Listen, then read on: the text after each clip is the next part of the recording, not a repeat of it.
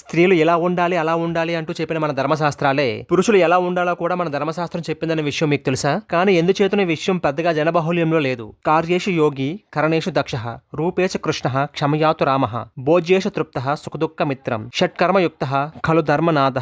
ఈ విషయం కామందక నీతి శాస్త్రంలో చెప్పబడింది. దీని అర్థం ఏమిటంటే కార్యేషు యోగి పనులు చేయడంలో యోగి వలె ప్రతిఫలాన్ని ఆశించకుండా చేయాలి. కరణేషు దక్ష కుటుంబాన్ని నడపడంలో కార్యాలను నిర్వహించడంలో నేర్పుతో సంయమనంతో వ్యవహరించాలి. సమర్థుడై ఉండాలి. రూపేచ కృష్ణ రూపంలో కృష్ణుని వలె ఉండాలి. అంటే ఎల్లప్పుడూ ఉత్సాహంగా సంతోషంగా ఉండాలని అర్థం. క్షమయాతు రామ ఓర్పులో రాముని వలె ఉండాలి. పితృవాక్య పరిపాలకుడైన రాముడి వలె క్షమించే గుణాన్ని కలిగి ఉండాలి. భోజ్యేసు తృప్త భార్య గాని తల్లి గాని వండిన దాన్ని సంతృప్తిగా వంకలు పెట్టకుండా తినేవాడై ఉండాలి. సుఖ దుఃఖ మిత్రం సుఖ దుఃఖాలలో కుటుంబానికి మిత్రుని వలె అండగా ఉండాలి. మంచి చెడ్డలలో పాలు పంచుకోవాలి. ఈ షట్కర్మలు అనగా ఈ 6 పనులు సక్రమంగా చేసే పురుషుడు ఉత్తమ పురుషుడిగా ధర్మనాథుడిగా కొనియాడబడతాడు.